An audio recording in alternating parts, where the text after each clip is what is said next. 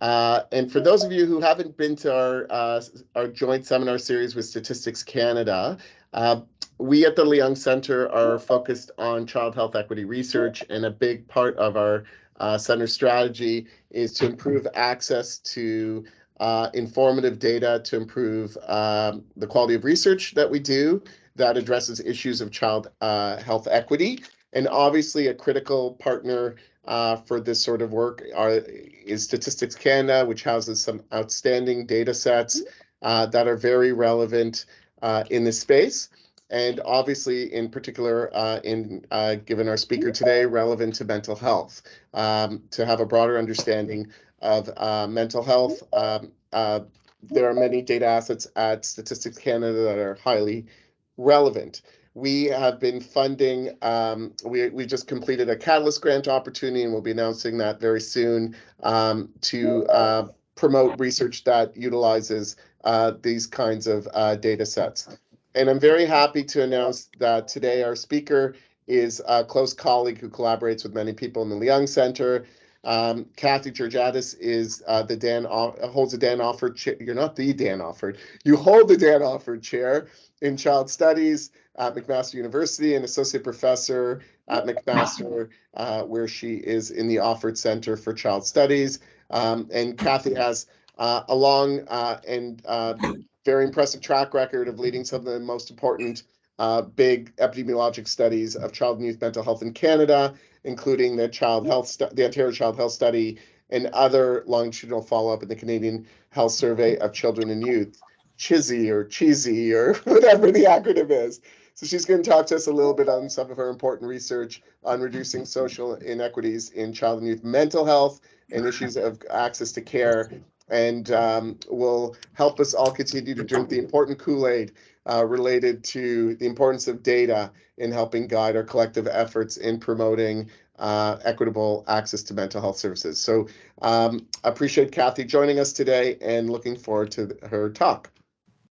Oh, thank you so much for the opportunity to be here. I'm very excited to share sort of what we've been doing over the past few years with data and in collaboration with Stats Canada. So I am going to try and share my screen, and then someone can let me know if, are we good? Can people, Peter, yeah, people can see it okay? Yeah, okay, so I am going to, so what I was planning for today is to talk about a study that we did in collaboration with Statistics Canada, the Ontario Child Health Study, and just highlight some of the strengths of the study, promote it in terms of its use. And then I'd like to take a step back and really think about the available data sources that we typically use to understand child and youth mental health, some of their strengths and limitations, and then really talk about what I was referring to as a national opportunity with the survey that people often refer to as the CHEESY, the Canadian Health Survey on Children and Youth, which many of you are involved in, which is fantastic. So I'll start with the Ontario Child Health Study.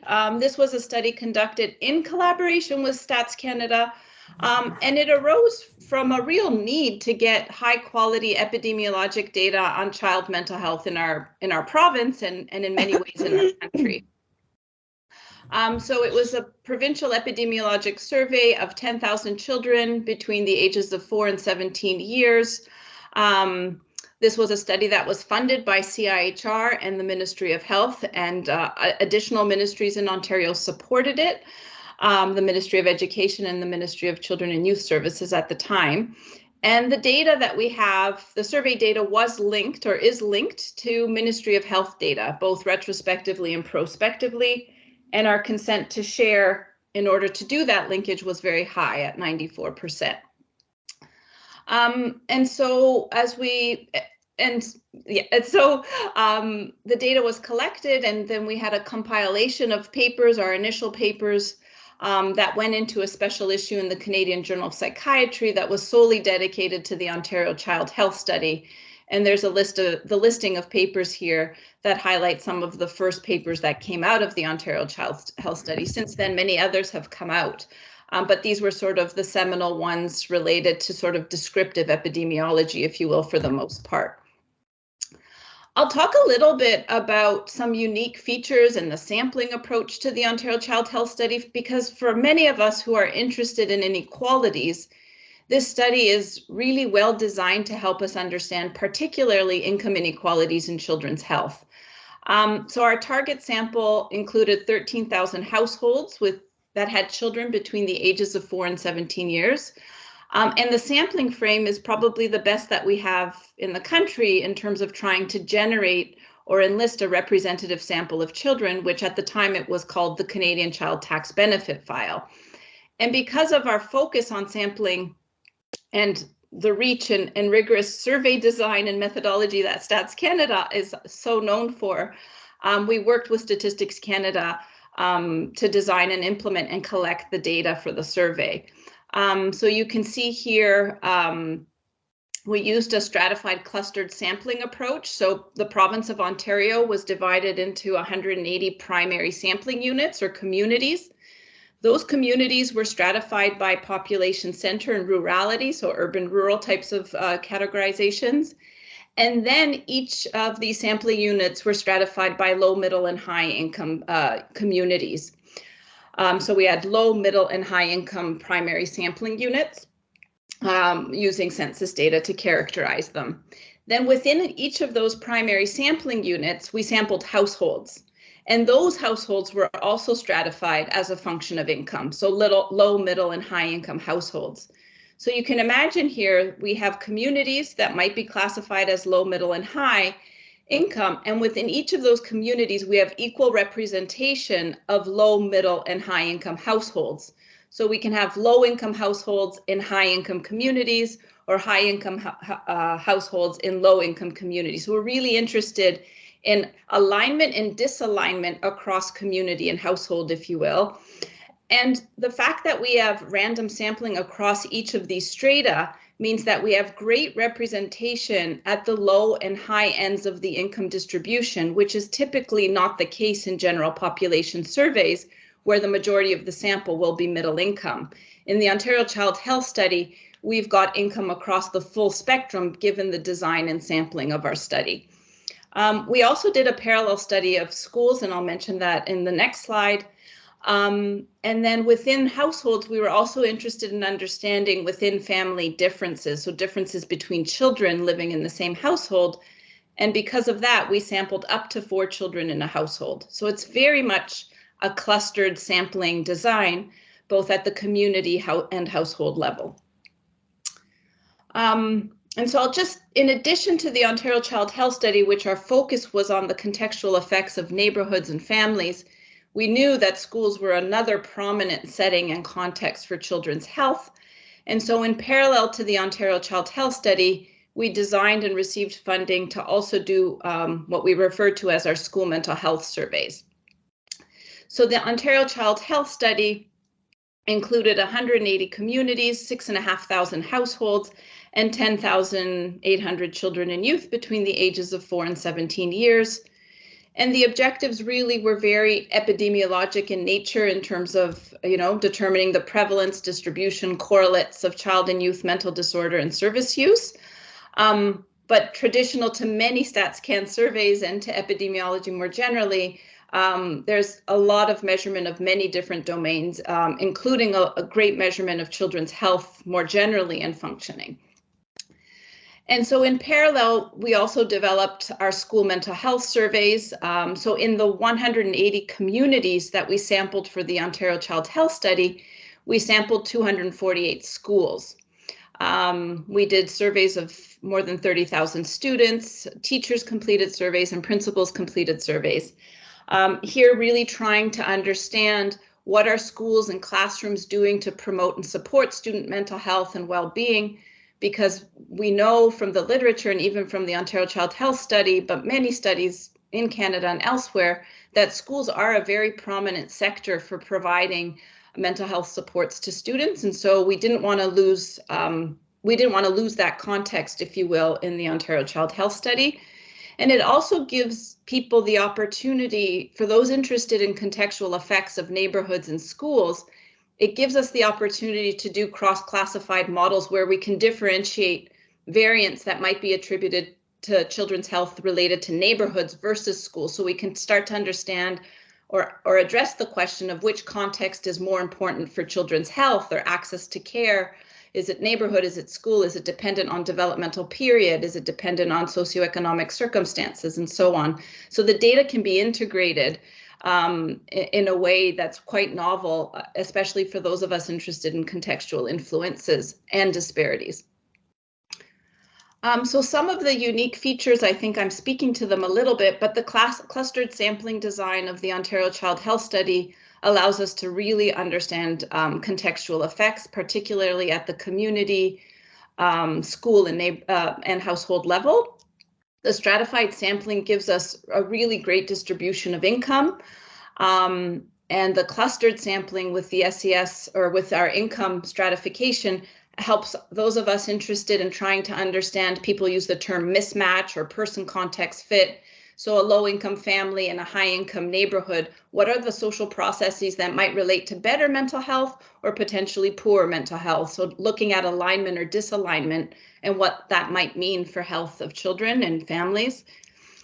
We have multi-informant data, which is very characteristic of these types of surveys. We have linkages, which we can make much more use of, I hope, in the coming years, with health data, education data, and of course, census and NHS data, our linkages with schools. And although I focus, or what I'll be talking about today is very much related to mental health, there's incredible coverage of content in the Ontario Child Health Study. You can access all of the surveys on Stats Canada's website, and you can access the data at the RDCs, which would be fantastic for those of you interested in accessing the data. So I'll just go through some of our prominent findings, if you will, in terms of determining the prevalence, distribution, and access to services in Ontario that we found. This is our paper documenting the prevalence of disorder and service use. Overall, we found that 18 to 21, depending on the informant and the age group of children and youth, met criteria for a disorder. It's really important to note that disorder classification with this paper was based on a structured diagnostic interview that required evidence of impairment. So it's not just based on symptom presence, but it's symptom presence in conjunction with impairment. And we also found, disturbingly, not surprisingly, because we see this repeatedly in other surveys in the US, for example, that only a fraction of children that were classified with a mental disorder actually received any type of mental health care contact with a mental health care provider. So 25% of children, 33% of youth classified with a disorder at the point of impairment, or demonstrating impairment alongside symptomatology, had contact with a mental health care provider. And we know if that was any other type of physical health condition in children, it would be unacceptable, and it is unacceptable for children who are experiencing mental disorders as well. I'm just going to touch upon a few distributions that have gotten us thinking about the implications that speak to disparities. They're more about characterizing disparities and not necessarily understanding why they're occurring, but just characterizing the magnitude of disparities. And then ideally collectively thinking together about how we can reduce them. So these are disparities by sex that were interesting and I think have implications for service use and service access. And so we, in our paper, we've done the traditional looking at prevalence by sex, by age group, by informant. And something that struck us that was I wasn't anticipating it, to be honest, and we weren't anticipating it.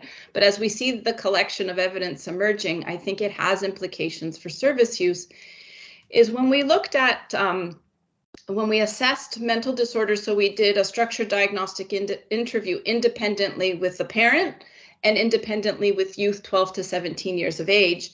And we were looking to see whether or not children or youth met criteria for these disorders. We saw something that was quite surprising in terms of sex differences. And so what you can see here is when we looked at major depressive episode and we relied on classification based on parent report, we got a prevalence estimate for females of 5.7%. But when we asked youth the same set of questions, but from their perspective, the prevalence estimate was at 10%, so double. But when you see the distributions for males, you see that the distribution, irrespective of parent and youth, is very similar. And so it raises questions around parents' identification of symptomatology that's consistent with a depressive episode, but perhaps a lack of recognition or identification in females compared to males. And the sex difference is extremely well established in the literature, but the fact that we don't find it when we rely solely on parent report is concerning. And we see a similar trend when you look at anxiety disorders. So you can see that if you look at the prevalence estimate, if you solely derive it from a parent report, it's at 11%. If you rely on youth themselves, it's at 20%, whereas the differential for males is similar. There's no differential. And we know, the common practice is that, when you're assessing internalizing disorders such as depression and anxiety disorders, that youth are the best informant. And when it's behavioral problems, that we should be relying on parent and teacher informants potentially. And we know the integration across informants is key, but we don't have well-established methods of how do we integrate across informants to derive prevalence estimates. People use different strategies. But I think here there are implications for service access because we know parents, especially among youth in the older age range, let's say 12, sort of the younger age range of this 12 to 17 year group, like 12, 13, 14, even potentially up to 15 and 16, are the major drivers to facilitating access to service for their children, right? And so if parents aren't identifying or picking up symptomatology that is consistent with depression or anxiety in females, what are the implications for services?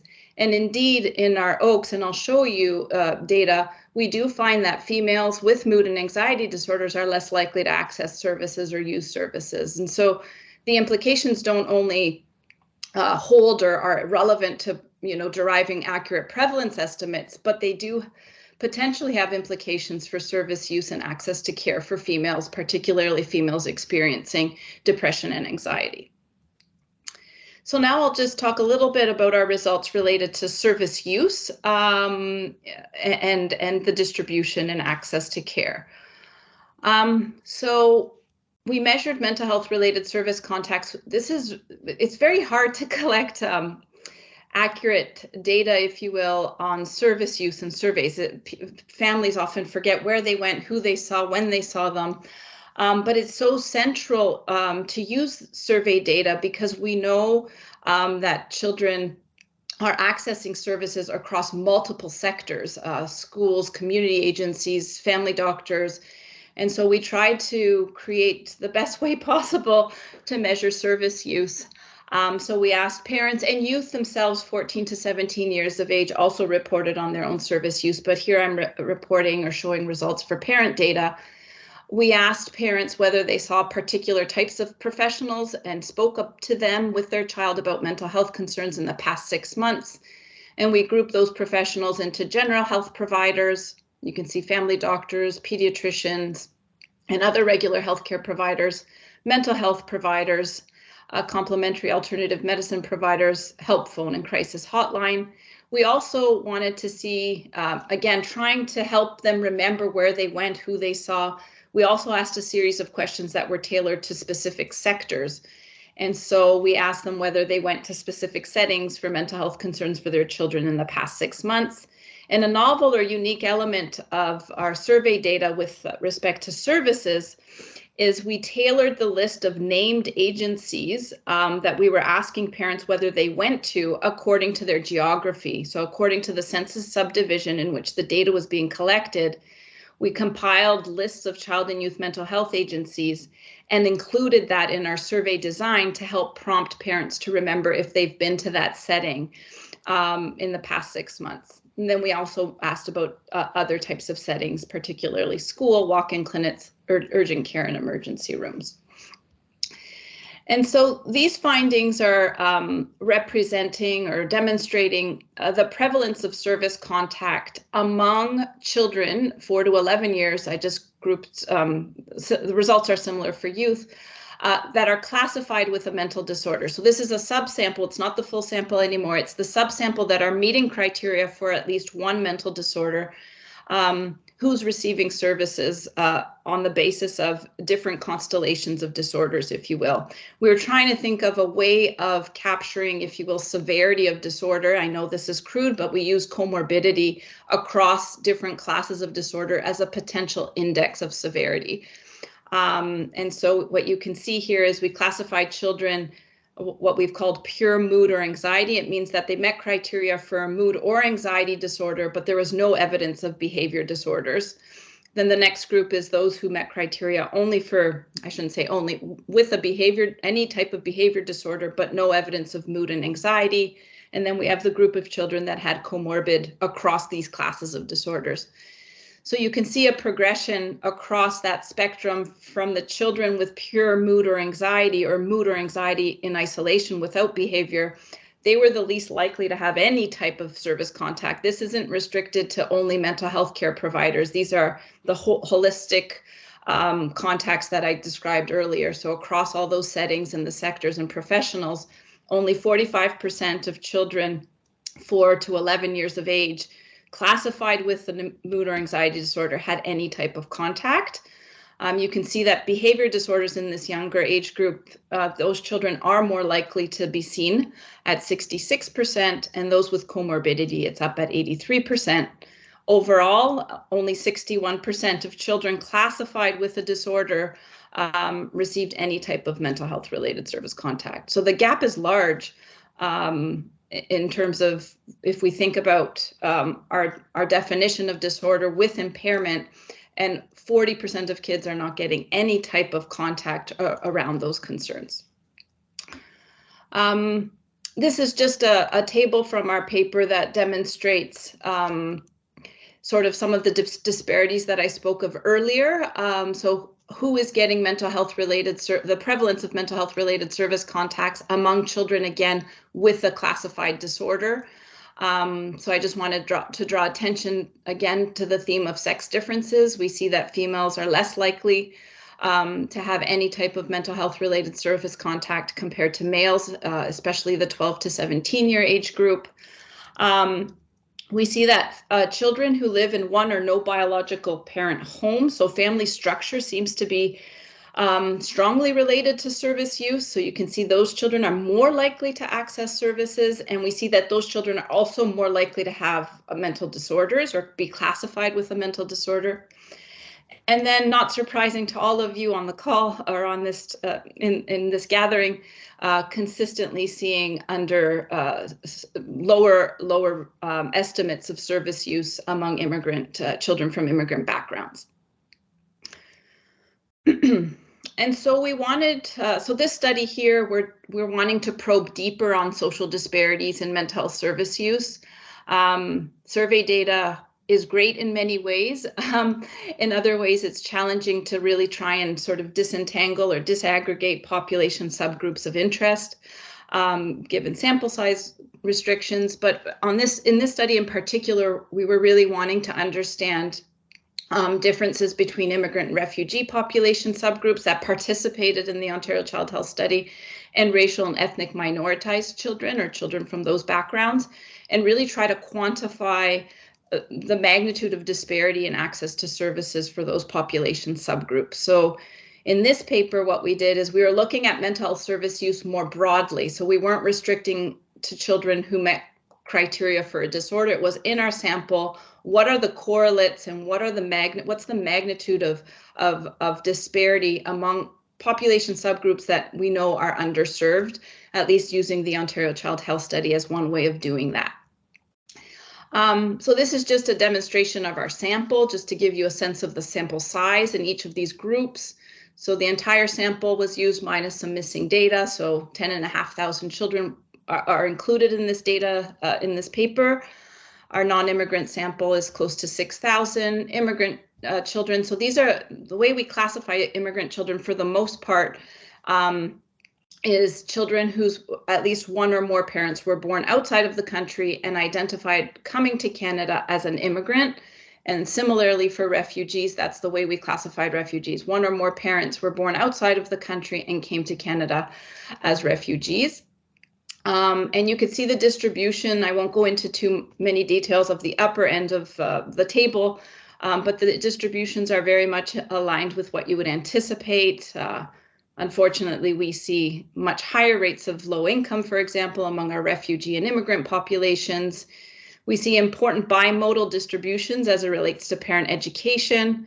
So we see that refugees may be more likely to fall under the lower ends of parental education, but also at the upper ends of parental education, you see equal estimates with non-immigrant populations. And where I want to draw your attention to is the bottom part of this table, where we are measuring mental health symptoms and looking at them across groups. And so you can see our measurement here. It's parent report, but we see similar trends for youth report. You can see here we measured mental health symptoms dimensionally with the Ontario Child Health Study scales. So internalizing symptoms inclusive of depression, anxiety, these are simple summative scales. So you can see that a higher score represents higher levels of endorsement of internalizing symptoms. You can see that immigrant refugee children or parents are scoring or endorsing symptoms at a much lower level compared to non-immigrant. You see that for internalizing symptoms, you see it for externalizing symptoms, and you see it for a variable that we've used often to try and help us understand need for help, if you will, for mental health concerns. And it's a question that asks parents, do you feel that your child needs professional help for mental health concerns? And a simple yes/no response, but it's very, and you'll see on the next slide, highly related to service use as you would anticipate. And you can see while 15% of non-immigrant parents are saying, yes, we feel that our child needs help, professional help, only 5 or 6% of the refugee subgroups are endorsing that item. There's likely many reasons why. But this is a common finding in our general population surveys, not unique to the Ontario Child Health Study, the NLSCY, the other national longitudinal survey that we had in our country, similar patterns of results in the US data that we've used, the idea of a healthy immigrant effect and immigrant paradox, healthy immigrant advantage. We're seeing it here as well, and I'm not I recognize the limitations of this type of survey data to understand immigrant children's mental health. But what I think it speaks to is the importance when we're trying to quantify disparities in service in these subgroups, we really need to adjust for these group differences. If immigrant parents are reporting lower levels of symptoms, lower levels of perceived need, adjusting for that might give us a better characterization of the magnitude of disparity or inequity in access to care. So when we see that immigrant refugee children are using services at a much lower rate, or you can see that 30% of non-immigrant children have accessed mental health care, whereas only 15 or 16% of immigrant refugee, we need to understand that, is there a differential based on need that we adjust for before we start to try to understand differences in access. And so this slide here just demonstrates exactly that. So this is a simple logistic regression that we ran, predicting any type of service use in the past 6 months, and really trying to understand what are the factors or correlates of service use, and what are the population subgroups that are least likely to have access after adjusting for indicators of need, if you will, indicators of mental health need, and then indicators of other needs that are maybe that are characterized potentially more in terms of social determinants. So you can see internalizing and externalizing symptoms. The higher the symptoms, the more likely one will access services. You can see that perceived need for help is the strongest correlate of service use. And then you could see the disparities there in terms of migrant background, an adjusted odds ratio of 0.63 or 0.64, and all of our racial, ethnic, minoritized backgrounds that we could group, population subgroups that we could group reliably in the Oaks. You can see consistently a much lower odds of accessing services after adjusting for mental health need as best we could in the data that we had. I think this also speaks to other correlates of service use that are really important for us to consider and to take a step back and think, well, what does need for service actually constitute? Like, how do we identify the population subgroups or the populations that can benefit from service? And it definitely goes beyond symptom measurement and perception of need, and needs to include elements of social determinants as well. And you could see, again, some of the other social determinants that are associated with increased odds or likelihood of accessing services, like family structure, low income, social assistance. All of those factors are correlated or are associated with service use. And so when we're thinking about the children that we're serving and their needs and what we're trying to address, thinking about that more holistically, I think is critical. And finally, this is the last paper that I'll talk about from the Ontario Child Health Study. This is a fairly recent paper where we're trying to dive a little bit deeper into the sectors that families are receiving care. We were trying to leverage the linkage data that we had with health administrative data, and trying to get a better sense of what does health administrative data give us, and what sectors will the Ontario or like survey-based data give us in terms of really trying to understand holistically where children are getting or receiving mental health care services. And so here what we've done is we've taken the Ontario Child Health Study and used the linkage data, linked health administrative data, so OHIP billings data, the DADS and the NACRs, for example. And we tried to estimate, and this is a paper led by Jordan Edwards, a postdoctoral fellow of ours, along with many colleagues. We tried to estimate the percentage of children that had physician-based contacts, the percentage of children who had non-physician-based contacts, the percent of children that had both, and then overall, what was the percentage of any type of mental health related service contact when we link in this way. And the impetus behind the linkage and the use of the health admin data is that we know that will give us more accurate estimates, if you will, of contact within the healthcare system with physician. But we knew that sole reliance on that is going to ignore the other sectors that we know children are receiving care within. And so this paper really demonstrates to us that while 21% of the full sample has had any type of mental health related service contact, 8% of our total sample had physician-based contact, 18% had non-physician services, and about 5% had both. And it helps, I'll show you in the next slide, but you can start to understand where are the gaps in coverage across the sectors in which we have data. And so this again is again, we've done a series of regression models trying to understand what's predictive of service access or contact in our sample. This is looking at our total sample and just trying to understand the correlates of any service use, physician or non-physician, and what are the adjusted prevalence ratios. And so I think what I'm showing here is not new to the previous slides. It's consistent with the previous slides. Again, we're seeing that immigrant children, after adjusting again for symptoms, we're seeing that immigrant children are less likely to have any type of mental health related contact. Older children are less likely, and children from families with one or no biological parents are more likely. And then what we did is we looked to see, okay, that's in the total sample. If we look only among those children that had any type of service contact, you know, what are the correlates of service use among those children, and who are they more likely to see? And I think the bottom line, or the important message here again, is so what we've done is we've compared physician only contacts versus non-physician only contacts, and we did all of the different comparisons that you could in a multinomial regression. But the bottom line on this slide is that immigrant children are far more likely to only have physician-based contacts. So they're less likely to have non-physician only contacts, or both.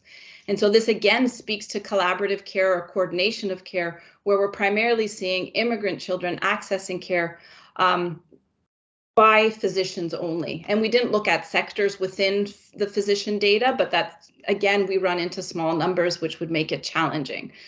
But again, when we're trying to characterize disparities, I think this is another piece of information, particularly around immigrant children, as the way we can classify immigrant children in our data, that speaks to the importance of response. So just to summarize, from the Ontario Child Health Study, large numbers of children are meeting criteria for a disorder. The distribution of those disorders are unequal. Large numbers of children are not having any type of mental health related contact. And we know that access to care, or the contacts that we're seeing, are disproportionate. Children with mood or anxiety disorders, less likely, girls less likely, and children and youth from immigrant, refugee, and ethnic minorities backgrounds are all less likely to access care. And this is even after adjusting for the group differences that we see in the data, at least for immigrant and refugee children, that is suggestive of lower levels of mental health symptoms or perceived need. Even when we look at disorder classification based on the structured diagnostic interview, even with that measurement, we see lower prevalence in those populations. And we're also seeing that mental health care is 22% of children overall in Ontario had contact with a mental health, had a mental health related service contact, but those contacts have primarily been outside of physician-based services. And so I think those findings have really important implications as we use the data to make inferences around child and youth mental health and access to care. The sources of data that we use can influence the type of evidence that we generate. So for example, really thinking hard about the underserved that are consistently underserved that we're seeing in the Ontario Child Health Study and many other surveys, that if we only use health services data, we're really missing large proportions of children that had never come in contact with physicians, for example.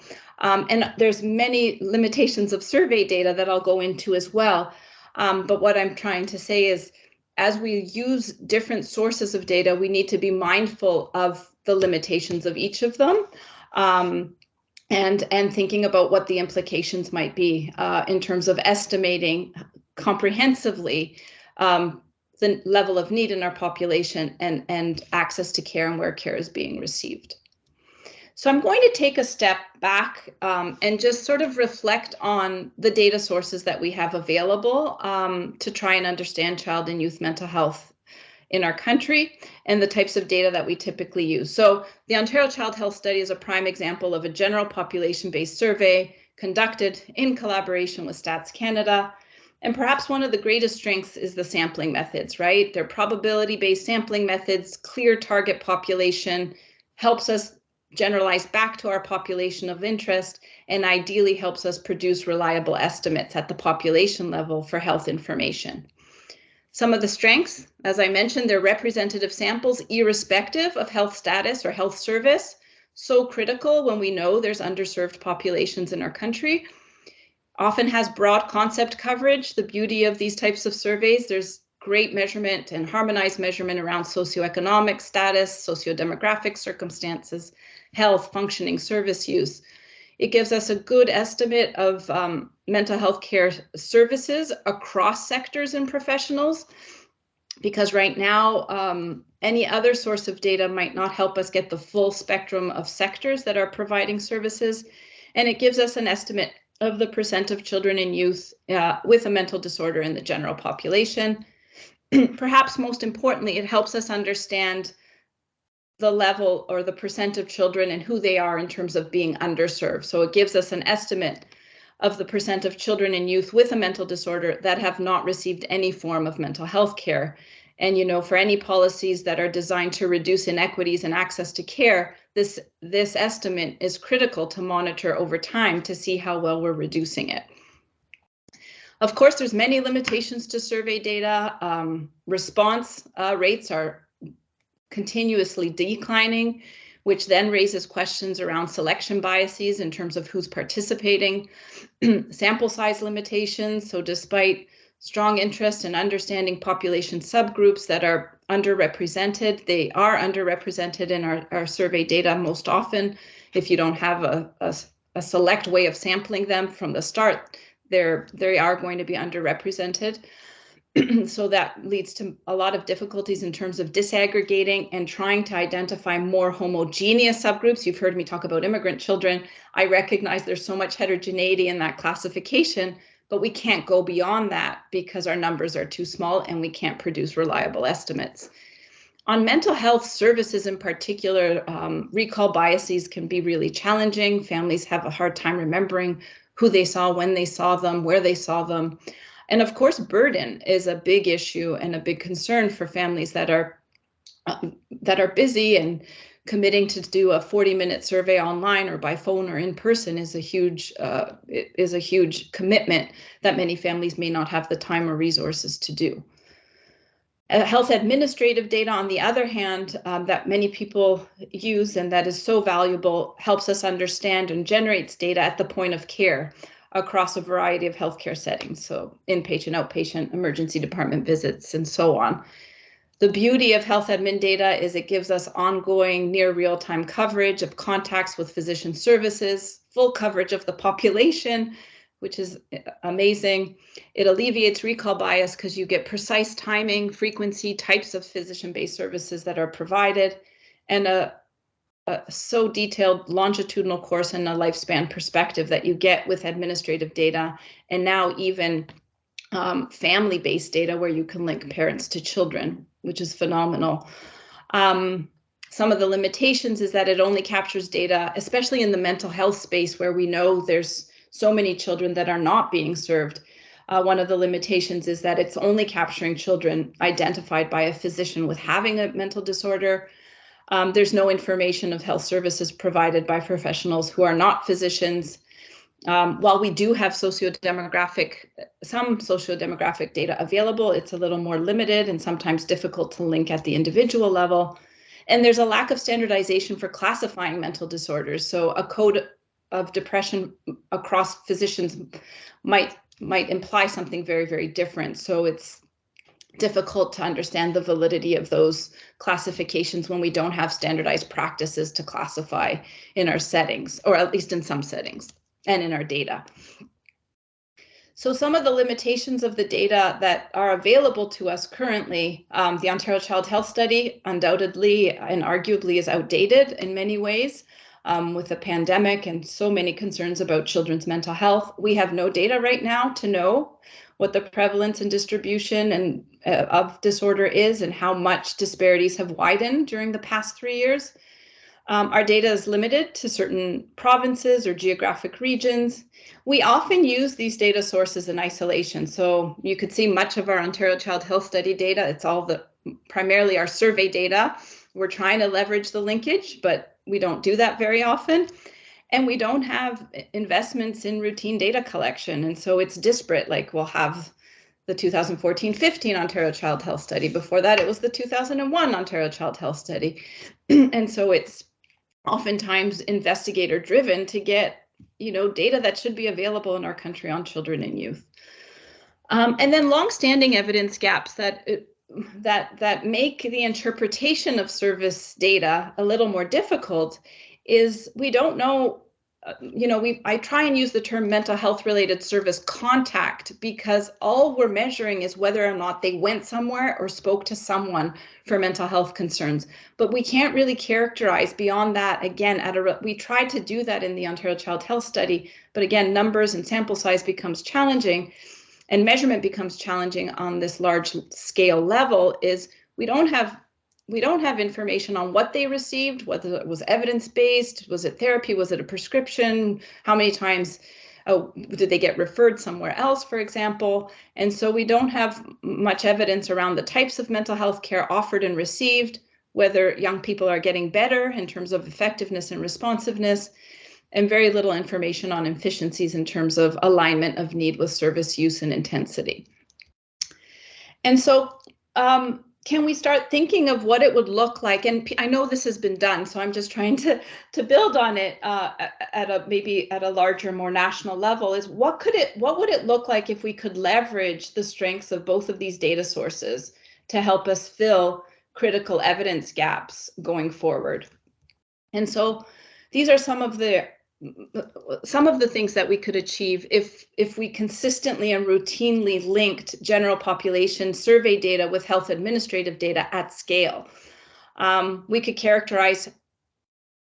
could more comprehensively characterize who is being served by building in the benefits of our survey data in terms of socio-demographic and socioeconomic circumstances and characterizing the populations being served. We can also, and very importantly, identify and characterize who is not being served.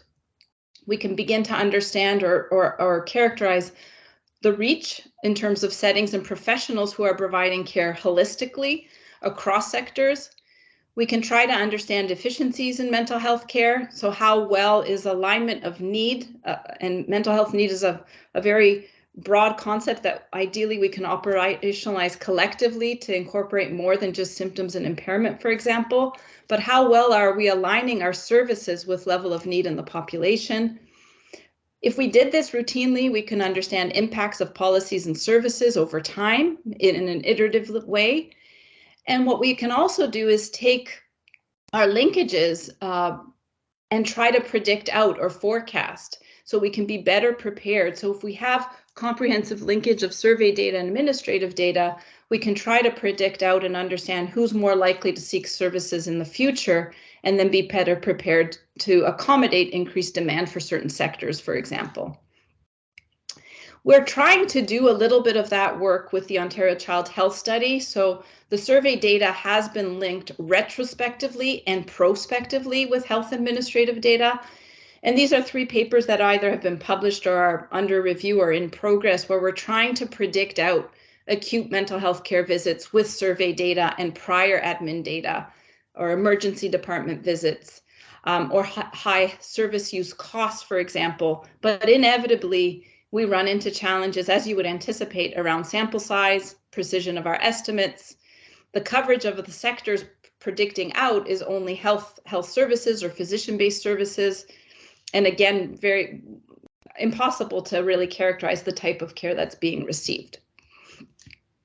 So I'll end with an opportunity that I hope we can work collectively on, and it's a national opportunity through, again, collaborations with Stats Canada and the Public Health Agency of Canada, using the Canadian Health Survey on Children and Youth, that's referred to as the CHESY. And this is a figure or like a visual of what the CHESY is and and all of the partners involved in the CHESY. And so I'm trying to think of where to start. When the pandemic hit, many of us came together thinking, oh my goodness, what is the impact that the pandemic is going to have on children and youth in our country? Oh gosh. And we realized we didn't have very good data to track and to respond effectively. And the 2019 CHESY which was done right before the pandemic by Stats Canada was really the best available resource we had to get a pre-pandemic baseline data assessment or understanding of how children were doing before, and using that data to follow up that cohort of children as we progressed through the pandemic to understand the impacts it had. And so collectively, many people came together alongside Stats Canada and the Public Health Agency of Canada, many organizations that you can see here, and many colleagues across the country. We mobilized to get CIHR funding and, of course, support and funding from our partners, as you can see here, to do a longitudinal follow-up of this cohort from 2019. So data collection will start next month. Stats Canada is, of course, leading those data collection efforts to follow up this longitudinal sample, who will now be 5 to 21 years of age. You can see the sample size below. Of course, there'll be loss over time. And because of that, there's also going to be a very large cross-sectional top-up sample so we can get accurate estimates and assessments of children's health in 2023.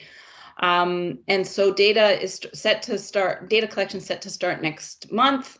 It will likely go until December of 2023, January of 2024. And then Stats Canada will start prepping the data for release within our DCs when they're able to, it's a very big endeavor in terms of data cleaning, data validation, But important to note that this data will all become available in our RDCs across the country.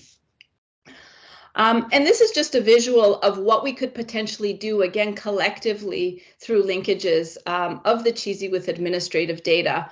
And it's just a vision, I suppose, in terms of what might be possible of taking survey data, ideally longitudinal data, not ideally, yes, ideally, I would hope that we can go beyond the 2023 CHEESI and repeat this longitudinal, make the CHEESI a more long-standing longitudinal survey where we can track children's data and children's health, ideally, and service use over time, every 3 or 5 years, and intersperse that survey data with really intensive data linkage that covers health services, tax data, immigration data, and then area level data. So it's just a visual to bring to life what could be possible with the CHEESI, and with it starting, with data collection starting, ideally working collectively to create, that's just the linkage rate, which is very, very high in terms of permission to link, to really achieve this vision. And this vision is the creation of a child and youth data ecosystem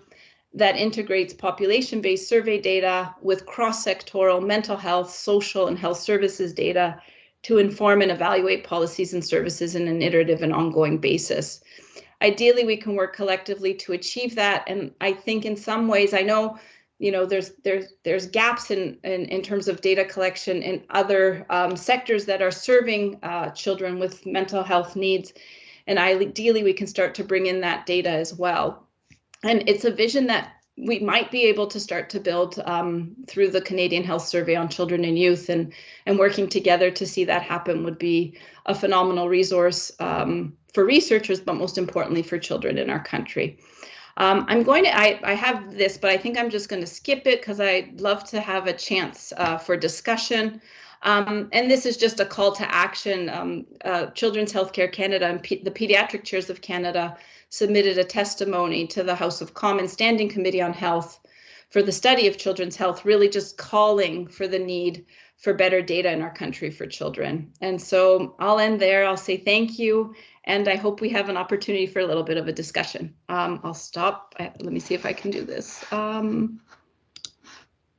we, Ayel, do I need to do anything else, or if I stop sharing my screen? This is perfect. Okay. Can I just ask if anyone has any questions to raise your hand?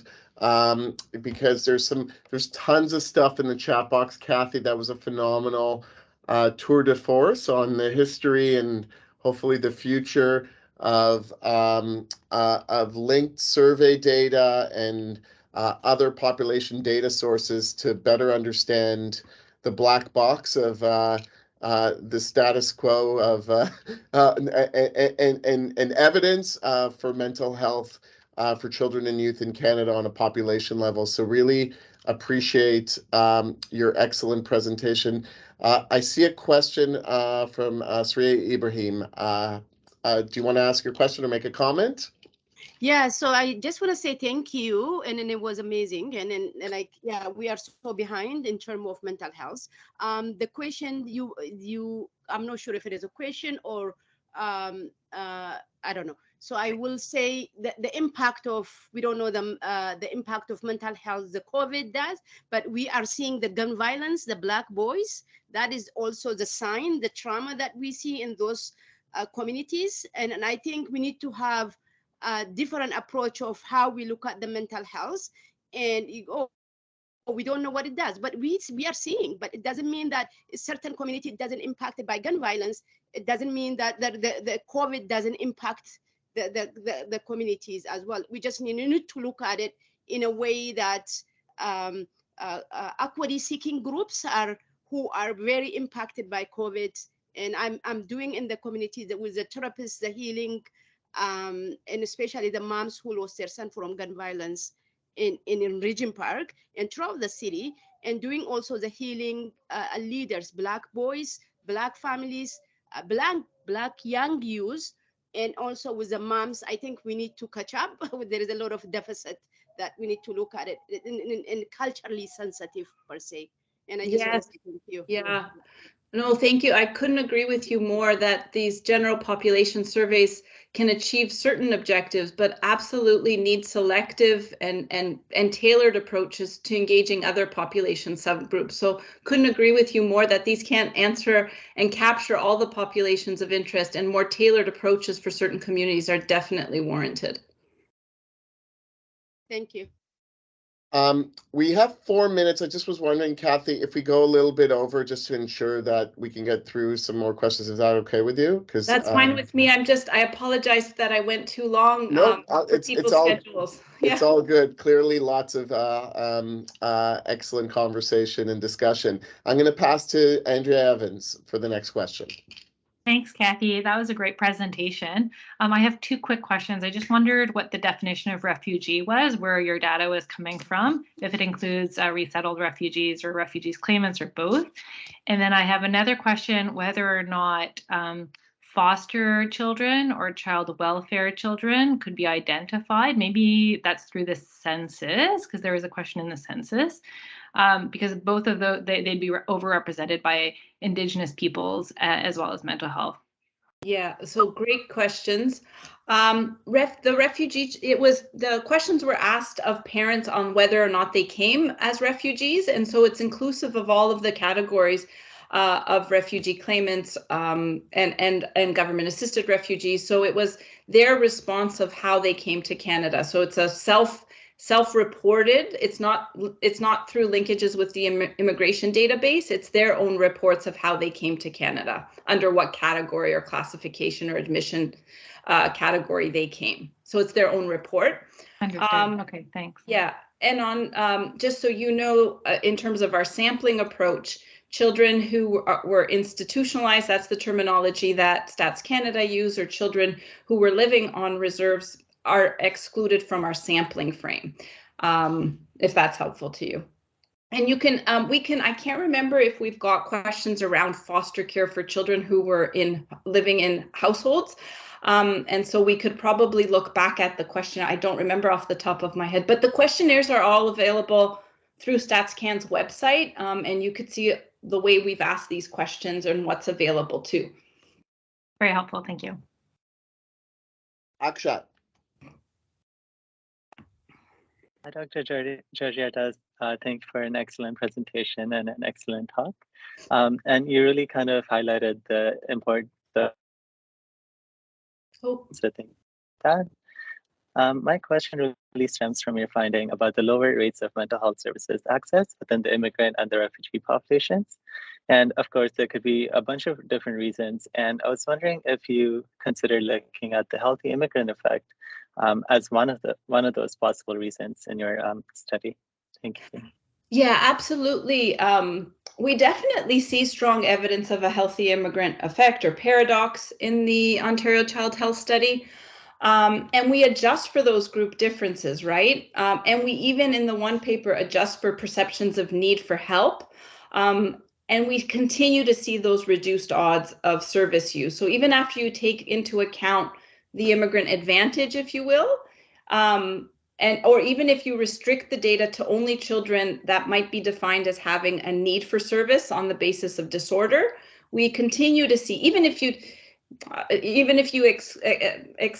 exclude in a way, like take out the sample that don't meet criteria and only look at the sample that does, immigrant refugee populations are still less likely to receive service, right? So the immigrant paradox or immigrant advantage is not necessarily, it's not explaining the service use disparities. But I think it may speak, it likely speaks to the nature of our sample. I definitely need to acknowledge that. Like these surveys are probably underrepresenting recent immigrants, immigrants that can't speak English or French. And so it's likely a select sample of immigrant refugees that are participating in the Ontario Child Health Study. And I think that's a really important consideration. But despite that, we still see disparities in service use. But I firmly believe that we need to be able to disaggregate the striking heterogeneity in our immigrant populations and then start to understand disparities better, because there's likely individuals that, yeah, I just think there's a lot of heterogeneity in this sample that we need to better understand. So I hope that's helpful. But in general, in many general population surveys that Stats Canada has conducted and that we've accessed, the healthy immigrant effect or the healthy immigrant paradox is typically evident when it comes to child and youth mental health. Great, thank you. So looking at the chat box and the time, just a couple of things. So there's a few other comments in the chat box, and Kathy, I hope you have a chance to look at them. No, just I mean, really, a lot, you have a very satisfied consumer base today. And we're over time, and really appreciate the outstanding presentation. Really makes all of us who work in child health equity and or mental health and or population health space think a lot about opportunities. And I really want to emphasize the point Teresa's making, including our ongoing partnerships with organizations like Statistics Canada, really push this envelope more forward so that we can use real-time data linkages to inform a lot of the really important issues going on in mental health at the moment. So outstanding presentation, and thank you everybody for your comments and participation, and wishing everyone a happy long weekend. Thanks so much for the opportunity.